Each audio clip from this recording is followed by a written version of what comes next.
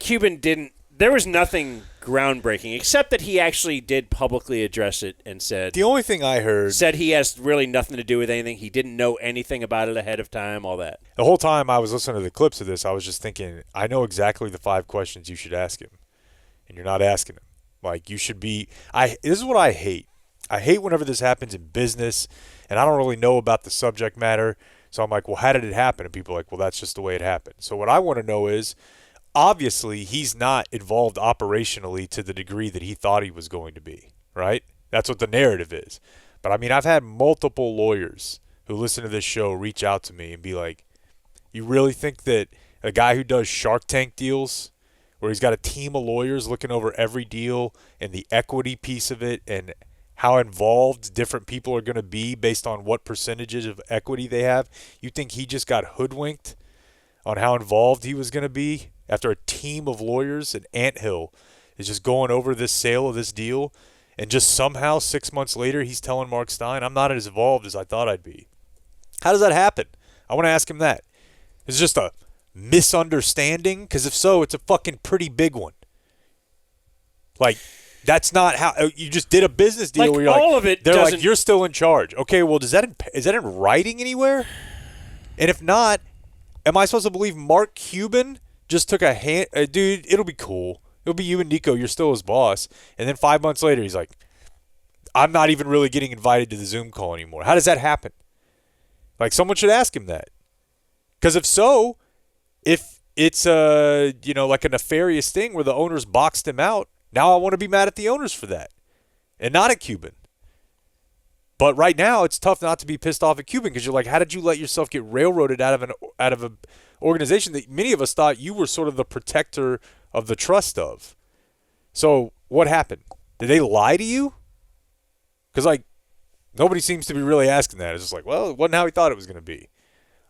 I don't know. We run a pretty small business, and when stuff like that happens, we get to the bottom of it. Like, okay, well, how did that happen? Then clearly he's being dishonest. But that's what I'm saying. So if he's being dishonest, then I think that the conversation, he should have to answer for that and say, no, but it actually kind of is what they told me it was going to be. I was just hoping for something else. Well, that ain't the same.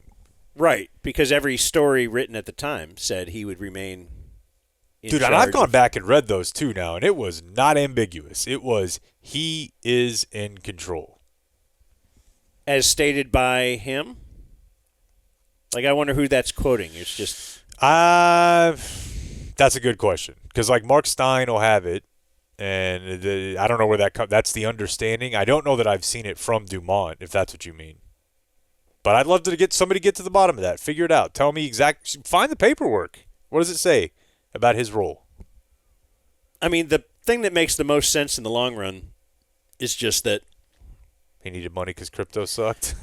no, I mean, as far as why he sold the team, I meant as far as, why this is happening or happened is the thing we talked about with Ethan Strauss, that Nico was brought in to be part of the team that is, once fully assembled, is a GM.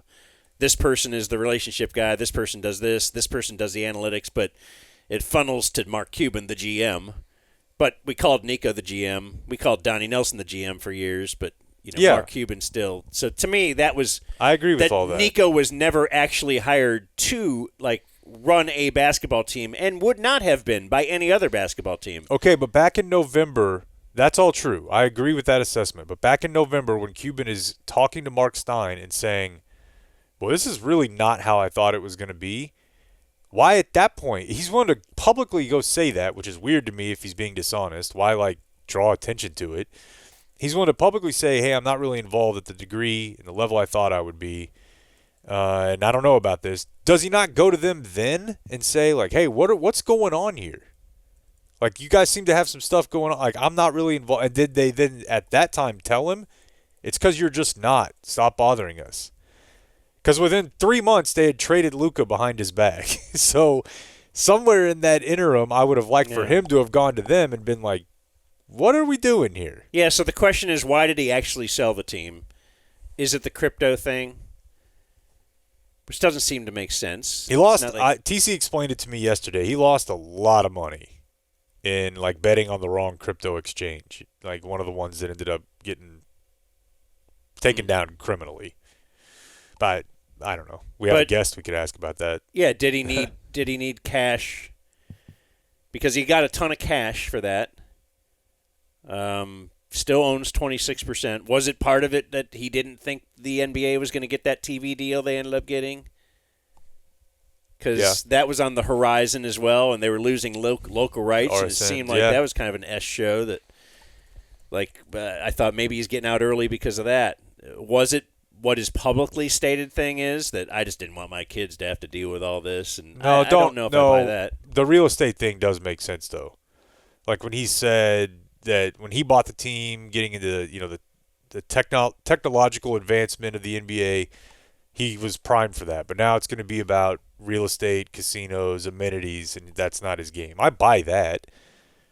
I still think you could have made a killing by holding on to the team and hiring somebody to run the casino part of it or the building part of it. But no, I think we'll never know. I think he's got some splaining to do.